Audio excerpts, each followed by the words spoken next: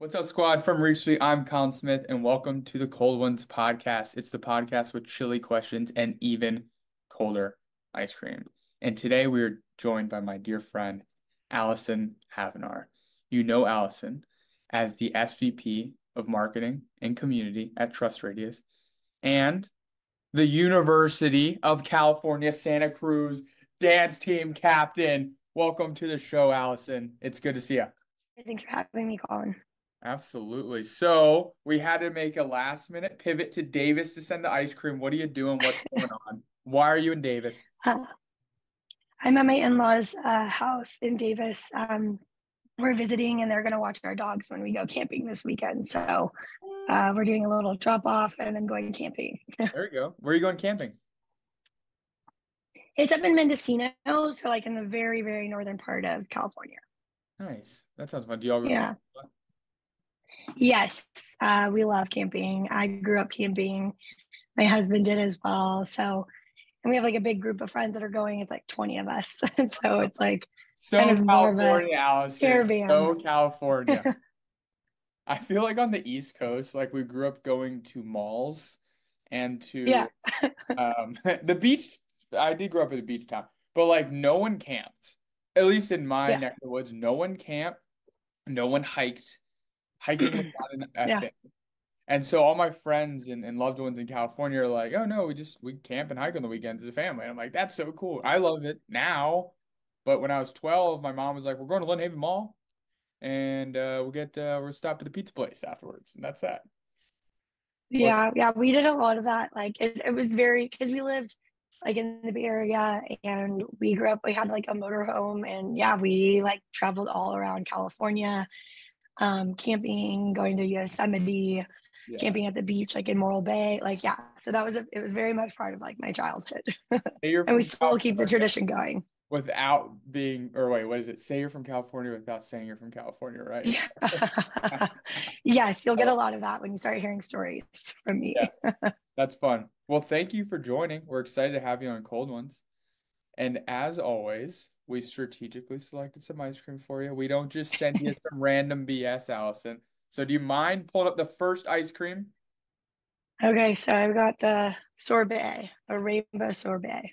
Rainbow sorbet. And here's why, Allison. I saw that and I wanted to dance. And what occurred to me was you were on the dance team at UCSC, right? Yeah, UC Santa Okay. Cruz. Yep. I had to get it. I do you are you still a dancer or not so much? I actually transitioned. So after UC Santa Cruz, I moved to Dubai and I was part of a ballet company for 2 years. And then so I danced professionally for a while. And then when I came back, I got into yoga. So I kind of like traded in the ballet shoes. I was old then. I was like 25. So in ballet years, you're old. And so I traded in the ballet shoes for a yoga mat and started doing yoga. I actually became a yoga teacher and did that for a really long time. So yeah, so I still do a lot of yoga, but I Yes. haven't put on the ballet shoes in a while. Very nice, very nice. That's fun. Well, when I saw the rainbow, I wanted to dance. So that's why I got it for you. Yeah. All right. So Perfect. as you know, Cold One's split into two sections. First one's personal, rapid fire. Getting Mm. to know who is Allison, who's the individual behind the LinkedIn post, behind the Trust Radius name. Who are you as a person, not just as professional.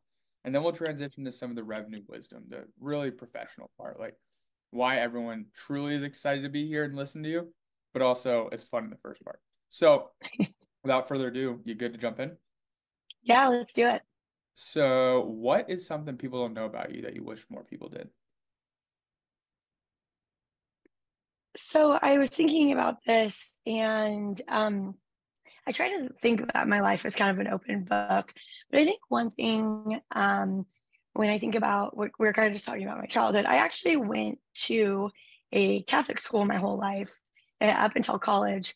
But my family is not Catholic or very it was not a really religious family, very more like spiritual, I guess, in a way. So it was really interesting being kind of part of a community that wasn't really reinforced in the home and learning a lot. Like there was a lot of curriculum about world religions and kind of all about Catholicism, etc. And I think it was really formative for me in terms of building, a respect and tolerance for other people that are just different from me and a curiosity. Um, and I think that's really helped me kind of acclimate kind of wherever I go. I've lived abroad a lot. Um, any kind of situation I am, I try to adapt and kind of meet people where they are. And I really attribute a lot of that for kind of growing up in a different community than, my parents and having kind of that duality in my life. And I don't think a lot of people know that. Yeah. And when I say it, they're like, oh, okay, like, wait, you're not Catholic and you went to, so it's kind of like an interesting thing that I don't talk about a lot, but I think it really shaped a lot of who I am today. That's interesting. Literally last night I was having dinner with a friend and he was saying, dude, it just occurred to me. Not getting into politics, but we live in Washington. Yeah. Obviously, we live in DC. Politics are here. And he grew up here. And his father is a very prominent Democratic attorney and related to the Democratic Party. But he was like, dude, it occurred to me. Literally last night we're having this conversation. I went to a all Republican politician kids school, Oh but my my gosh. dad is hyper liberal. He was like, and I didn't, no one realized it, which is kind of beautiful in a way, right? Because you're going to school, you're not talking about that. Like what your parents do is not relevant. He was like, but I realized all my best friends today, and the ones I grew up with, are all hyper Republican because they're parents, and then I was the only one. That's really interesting, and I wonder how that shaped me. Anyway, we were talking about that. It's kind of similar to what you're sharing today, like the duality of school. That's beautiful. All right, a common misconception about Allyson. So, it's funny. Again, going back to like, I feel like I'm like super direct. Everything's, you ask me a question, I'll give you the straightest answer possible. Um, and so I asked one of my old friends from my old live ramp days, and he was like, you come off as like really like fun and bubbly and easygoing and all this stuff. But he's like, you're actually very, very calculated in like everything you do. And I was like, that's like really nice, but is that a compliment or you and so Backhanded compliment. I was You're like, is this so calculated, backhanded? Like, Allyson. yeah. And so I was like cracking up. And then it was funny. And then I asked like another friend, I was like, what would be like a common misconception? And he's like, that you only drink vodka and rosé, but you really do like an occasional Guinness. I was like, okay, it's just like all over the place. I like that one. I like that one. Most view me as only a rosé and vodka girl, but I will have you know that's a common misconception. I enjoy the St. Patrick's Day Guinness. Down the I beer do pong. love Guinness. Yeah, I do love a good Guinness. I do too. Every once in a while. I do too, especially on St. Patrick's Day. Um, Oh yeah. all right, wrapping up in the back half here. Funniest celebrity encounter. Okay, so this was years ago, but I was in London, and through like friends of friends, we get into the Soho House, and we were there, and our friends, they're kind of like more like in the theater scene and TV, etc., and producers, and they're like, oh, this is, they were like, oh, that's Keira Knightley next to you. And I swear I had no idea. We had been like partying with her like the whole night. She's like just so unassuming. And we had literally no idea for like hours that we had been like partying with Keira Knightley. That's And crazy. then when he said it, I looked and I was like, oh my God, you're right. That is Keira Knightley. But we had like no idea for like hours. She's got kind of a unique look too. So like I'm surprised you didn't. Yeah, she's very petite and she was just wearing like a black shirt and jeans. Her hair was just kind of down. She had like no makeup on. She just looked like a regular person, uh, like not done up at all. So Yeah. it just, I think like we weren't really paying attention and just having a good time. And then we're like, oh, and then we just kept going. So we're like, this is great. I love that. I love that. I was hanging out with some in Charleston a few weeks ago and was talking to this guy and we're having fun. We're chatting with some girlfriends and he kept I saw him kept we were hanging out for a while, kind of like this. Turns out he's a star player for the Minnesota Wild NHL hockey team. Oh And wow. not that definitely nowhere near Keira Knightley. But I just thought he was just some pro in Charleston that we were just having beers with. Next thing you know, he's like the star guy. I thought that was funny. That's cool. All right, last one. Most recent shoe purchase. Okay, so this is really funny because my husband, who, so talking about camping and outdoorsiness and all of that, like we, he always wore the Chacos, and I always thought they were like the dumbest shoe. I was like, they look ridiculous. I cannot believe that you have these Chacos. And then we've been like, again, camping a lot and Hey, from hiking and California, just, out. yeah. And I was like, oh my gosh, I need to get like some kind of like strappy sandal or something. And I go to like our local little like outdoor store and I bought Chacos. And I was like, I can't believe I'm doing this. I've been making fun of my husband for years Yeah. about these Chacos, and now I'm eating my words and I'm buying these. And I love them. I've been wearing them so much because we've been up in our family cabin Yeah. in the Sierra Nevada, and so I've been wearing them like every day, and I'm like so embarrassed, Are but they they're good? You like great. them? I Thumbs up. love them. They're great. Yeah. Because we go to No. the lake and it's great because like you can just go in and out of the lake. You don't have to worry about like it's I love them. And now my husband just is, that I told you so look every time I put them on. So That's how I feel about Birkenstocks. I was not a Birkenstock kind of guy. I'm still not a Birken. I wear a fairly southeastern kind of preppy vibe, is I'd say what probably people would characterize. And I always thought they're so goofy looking. And I try them on. I try them on. No. Try them on, no. And then my couple of my buddies like, dude, you really got to consider them. So I pulled the trigger like 2 months ago, maybe a little bit less. And now my girlfriend's like, dude, what happened to your flip-flops? What happened to your Adidas? What happened to your On Clouds? What happened to all your nothing? Just I'm wearing them right now. They're just yeah. so me. So they're a sweet colorway too. They're like a nice Oh, those are nice. Yeah. yeah, I like them. First time I've showed my sister on a podcast before, but Yeah. Yeah. I like them. All Yeah. right. Well, that was fun. I enjoyed it. How's ice cream? It's good. It's a little melted. It's a little hot here in Davis. And for those of you, it's like right next to Sacramento. So Yeah, it's where you have kind of it's deserty, right? hot. Yeah, it's like the Central Valley. So it's it kind of it gets cool at night, which is nice, but it's really hot during the day. Like we got in the pool yesterday. It was like 90 degrees in the pool. We're like, oh. That's crazy. Yeah, I remember Uh, when I used to live in San Francisco, we would go up to Davis around there to float some of the rivers, beautiful rivers. yeah. And I Yeah, remember there's driving through it, amazing rivers. kind of dry, like dry-ish looking, right? Oh yeah. Yeah, yeah, yeah, yeah. Well, and I mean, you see in San Francisco, it's like 60 degrees, and the rest of the United States is like on fire. So, I don't understand. That'll be part two, the microclimate in San Francisco. But I'll tell you that that's probably the single largest driver that caused me to leave. Is I was like, I'm from the East Coast. June, July, August is for boat parties, going out in the pool, hanging out at the beach, all the things you can't do in San Francisco. And I refuse to wear my quarter zip Saturday and Sunday. yeah. So, All right. I mean, look, you Oh yeah, can go you can ahead. still do it. Well, I was just gonna say you can still definitely go to the beach and all of that.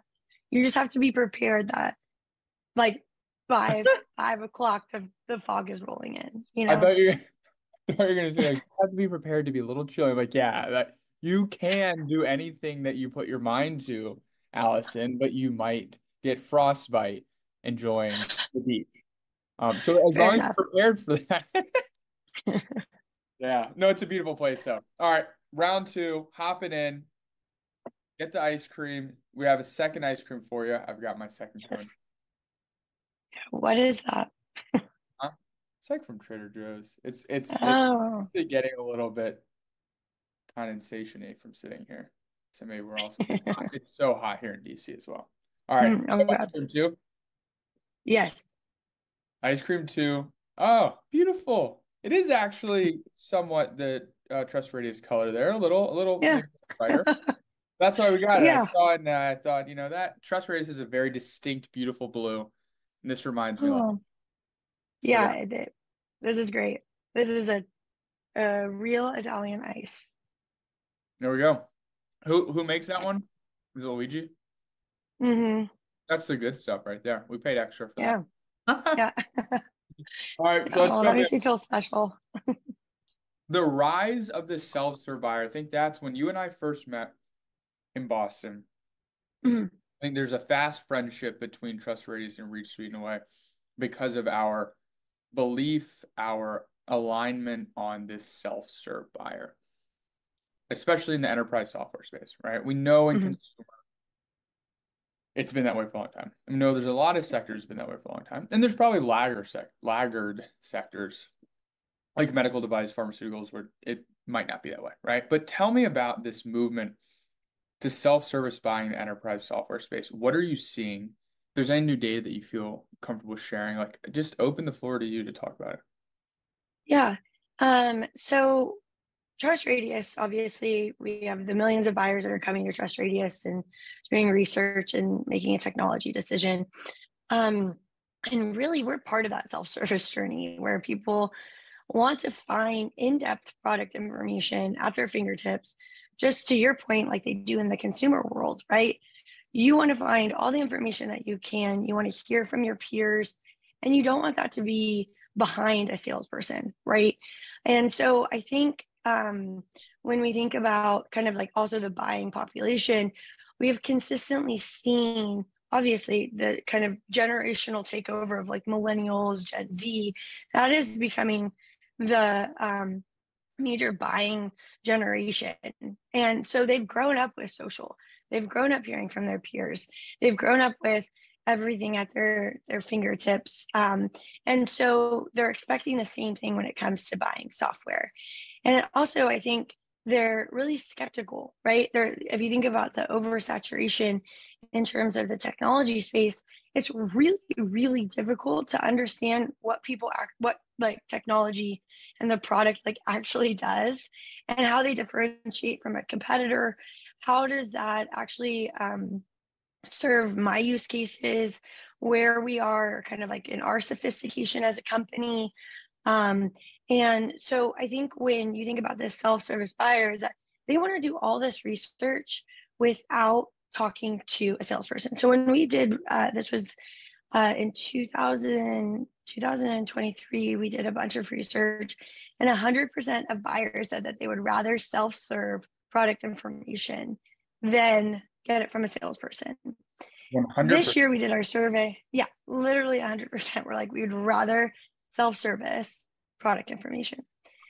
This year, the number one thing people said that they wish buyers said that they wish they could change about the kind of the buyer journey is salespeople reaching out to them before they're ready to purchase or ready to talk to them, and that they wish they could see pricing. And so I've talked about this a lot, kind of in other venue, like forums, etc. And it's like really basic things that we as like when you think about go-to-market teams and technology providers is like we safeguard all this information because we want them to talk to us before we give them this information. And it's actually really detrimental to technology providers because it's like if you give them all of this product information, you give them pricing, buyers are smart. They're going to be like, great, this is exactly what I'm looking for. I want to have that conversation versus safeguarding it. You waste your AE's time or your BDR's time going after all these people that aren't really a fit for your product. So that's kind of, what we're looking at in terms of the industry changing in terms of buyers and what their expectation is, what they want, and how go-to-market teams are trying to essentially meet those expectations. Yeah, I think first off, love the data. Thank you for sharing it. If there's a report that we can share and hyperlink in, Yeah. we will happily do that. I believe in this deeply. And there's a story that I've saved that I do want to share about how TrustRadius actually inspired in many ways ReachSuite. Like TrustRadius is, and it's not a commercial. This is real fact. A very big reason on why ReachSuite was started, and I'm really grateful for that. But we'll talk about that more. But question, okay, so more folks want self-service. Obviously, more folks want uh, not have sales reaching out. I talk to a lot of sales leaders. I talk to a lot of CROs, and I think there's still apprehension around this concept for the seller. Now, a lot of it's probably an identity crisis. For so long, I've been the all-knowing oracle, or I call it the patriarchy of sales, because there's a book called The Patriarchy in Healthcare, which is about the doctor. The doctor will see you now, and now there's like a uh, analogous shift where it's now the patient will see you now, because there's so much optionality. Mm, It's a great analogy. I have a post about it. In healthcare, we saw in the last 10 years information symmetry, where the doctor was viewed as the information gatekeeper. The patient had to come to doctor and say, "Oh, please give me answers," right? And the doctor would say, "I this, this, this." This is called the patriarchy of healthcare. We're not mhm, seeing mhm. that in sales, right? With again, information symmetry. Everyone has the same information. You are no longer a dynamic. The dynamic has changed, became more equitable. How are you disarming or overcoming some of the apprehension? I don't want to put you on the spot, but like how can we, as a unified group of folks who believe in this, help to change the minds of some of the sticky, maybe call it traditional sales leaders who are like, "Oh, they need to talk to me before they see a demo." Yeah, I think that a couple of things is changing. We wrote this article, our CEO wrote this article about kind of like the death of the salesman, and it wasn't about the sales role dying. I think that you still need AEs, you still need people selling, you still need BDRs. I'm a big advocate for BDRs. BDRs roll into the marketing organization.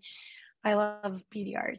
They're great, and they're super vital when they're used properly, and their focus is on people that are actually in market or interested in your product. And AEs can change their I think, well, they have to change their mentality around consultative, right? How can you really listen? Like if you have a really qualified person that already got a like interactive demo, they already read a bunch of reviews about you, they already saw your pricing, and they still want to talk to you, like that's great. That's like they did the first meeting for you. So now Hmm. you can accelerate the sales cycle, Yeah, right? And get more qualified people in, increase that your close rate, and you will have probably a more successful customer because they probably fit better in your ICP.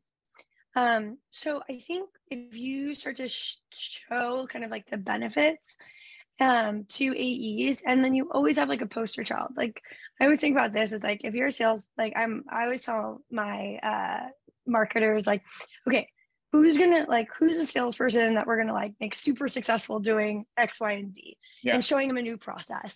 And then we like highlight them and like all their wins and all this stuff. Yeah, yeah, exactly. Let me tell you, everybody else will start to follow.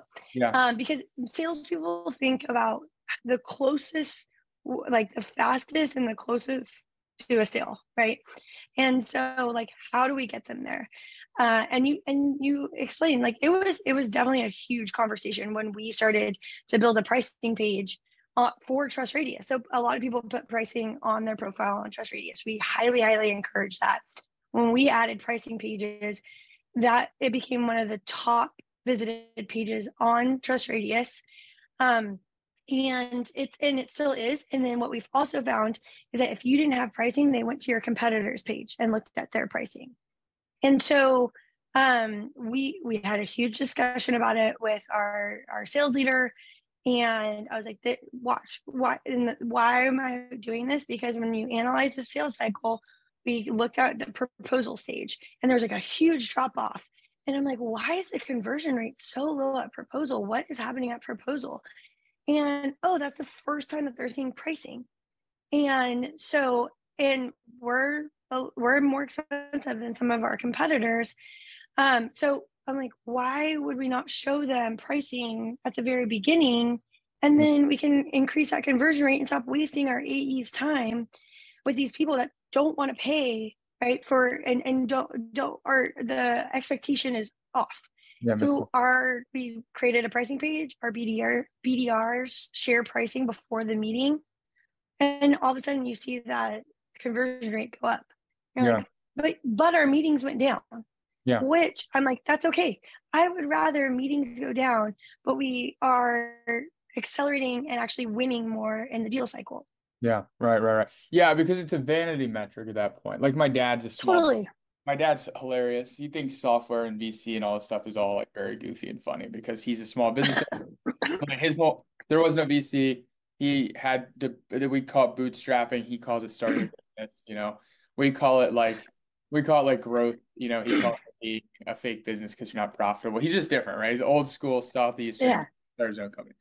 Um, I love that. and so like the whole purpose to bring that up is to him the only thing that matters is money in the bank. But somehow we've Yeah, created this bloat in some of our sales organizations where we celebrate inputs that do not convert to outputs.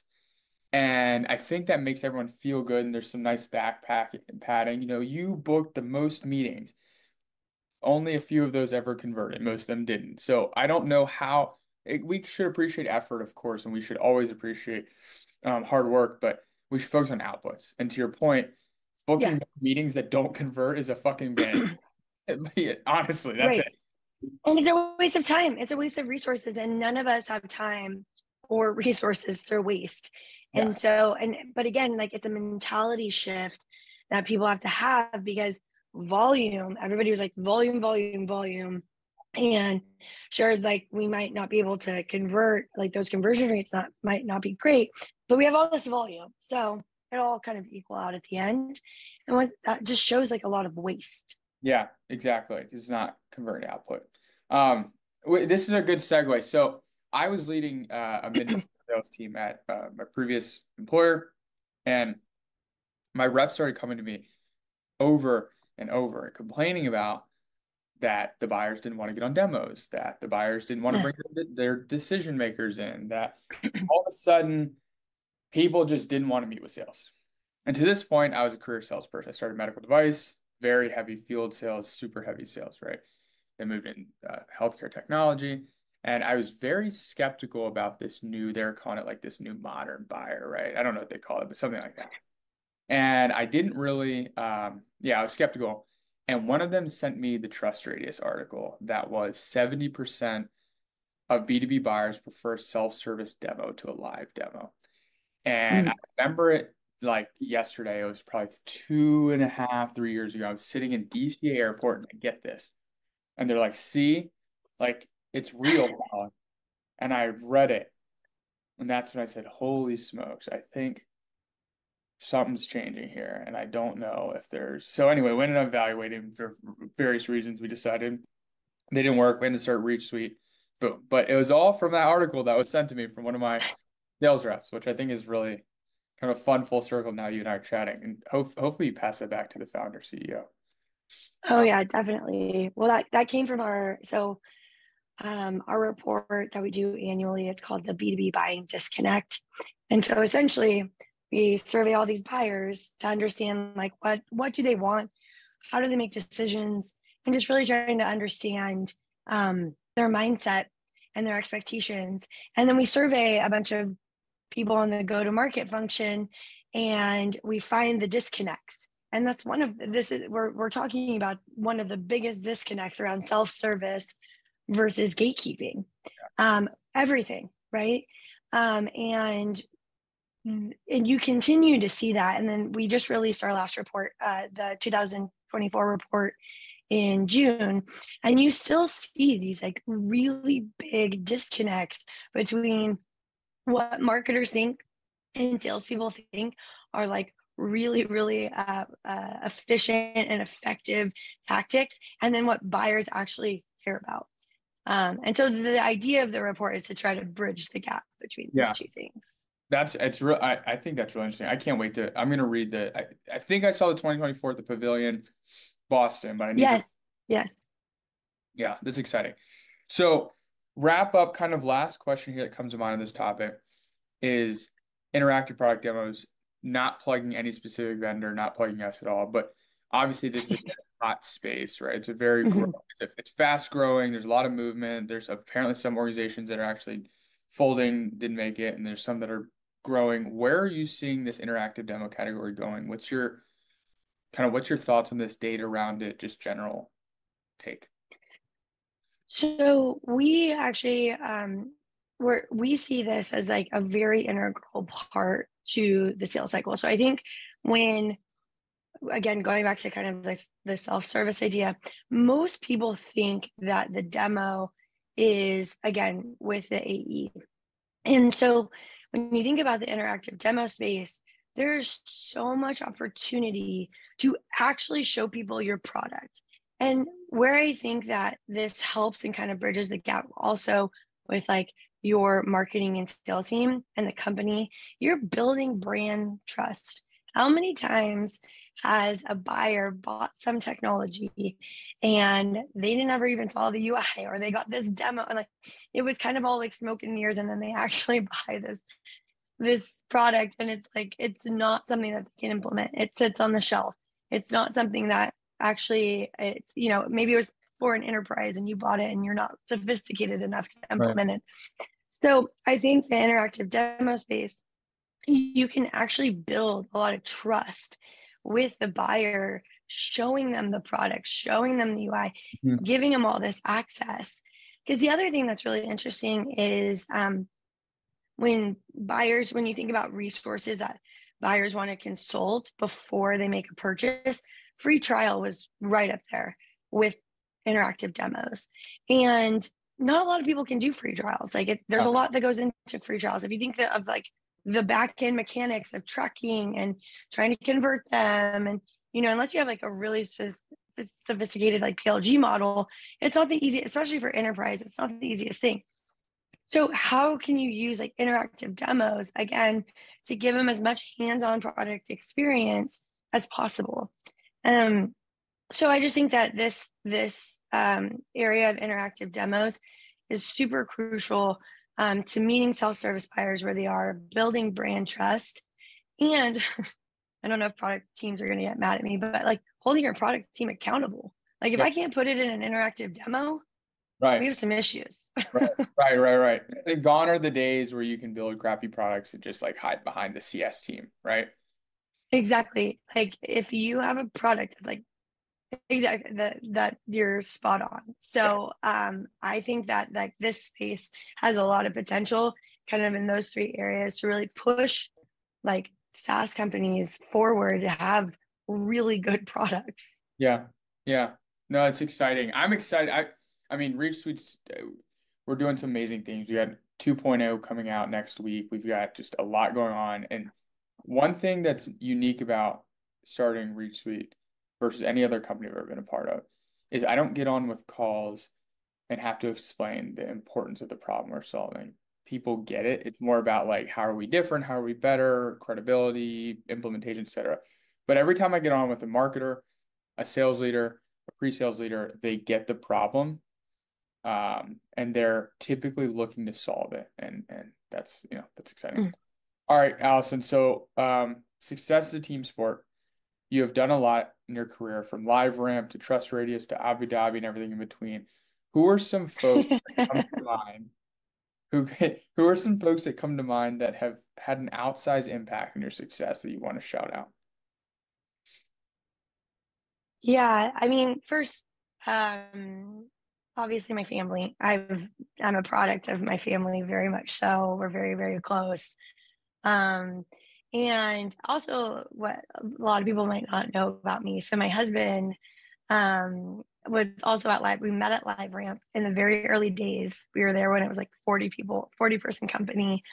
Um, and we met there and started dating and got married last year. So we were like grew our careers and our relationship together at Live Ramp, which was really funny. And he was very he's actually a salesperson. So we have a marketer and salespeople that actually aligned, I guess. That's pretty fun. And yeah, he is amazing. And then my mentor, and she was my boss for a very long time, Rebecca Stone. She's SVP of Marketing Solutions at Cisco now, and she really shaped my career. So when I started at LiveRamp, I was a receptionist, and she saw like a lot of drive in me and pulled me over to the marketing team too. And at the time, the marketing team was 2 people, including her. And she was like, I want you to build out the field marketing function. And I was like, okay, what's that? Yeah. And it was a huge learning curve. I learned so much from her. And she really taught me how to be a good marketer. And again, this is not going to be a very popular opinion, but there's a lot of bad marketers out there. Oh, for And sure. she taught me how to be a very, very accountable, revenue driven marketer. So I Shout out really, to really Rebecca. credit her to a lot of my career. Yeah. I th I don't want to I need to double check, but I believe Rebecca Stone was shouted out by another person in this conversation. Give Yeah. me She was incredible. She led our team. She mentors so many people. She's a huge advocate for kind of like women in leadership. She's she's amazing. Allison Metcalf shouted out Yes. Okay. Rebecca Stone. Yes. Yeah. So Allison Metcalf and Rebecca Stone and me all were early day live rappers.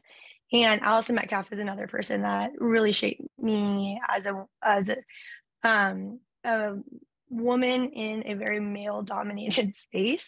And like at Live Ramp in the early days when I was hired, I mean, we were like one of like, I don't know, I think there was like 7 women that worked there at the time. Like this is back in like Yeah. 2013, so it's a long time ago. But so we were very in a male dominated space, and tech is still very male dominated, but those 2 women have really, really shaped me, and also gave me a lot of confidence to get where I am today. They've helped build my confidence a lot. So I Love it. attribute a lot of my career growth to them. Well, that's exciting. That's fun that we're kind of triangulating here. Allison Metcalf, Rebecca Stone. Wow, fun. All right. Last but not least, before we head out, you made it through. No brain freezes. I hope that you Yeah. enjoyed the rainbow ice cream and the Luigi Blue. We paid extra for that one. Don't forget it. Just kidding. But thank you for your time. What's going on in your neck of the woods? What's going on Trust Ram? Sorry, Live Ramp and Trust Ram. What's going on TrustRadius? Yeah. What's going on in your neck of the woods for the next year? Yeah. I mean, we're doing a ton of growth around our intent data offering. We have a lot of really exciting kind of joining 2 of our core competencies is one, all the content on, we have really in-depth content from all the reviews and everything on TrustRadius, helping our customers kind of take that content. And then how are they using those reviews, creating really good content, and then how are they targeting people with that content using the intent data? So when we kind of go back to the whole point around like when people are actually in market, buyers are actively researching you on TrustRadius. They're actively looking at your pricing. They're actively looking at your competitors. So how can you use this information to empower your sales team, your marketing team, and then how do you essentially take all this rich content that you're getting from your customers and reviews, and then use that to reach these buyers? So we're doing a lot of innovation in that space to, again, bridge that gap between buyers' expectations and having a more efficient and effective go-to-market strategy. I love it, especially with cookies and third-party data being wiped out. This is going to be Mm-hmm. first-party data movement. All right, Alex. Exactly. Thank you for your time as always. I appreciate you, and it was great to have you in Cold Ones.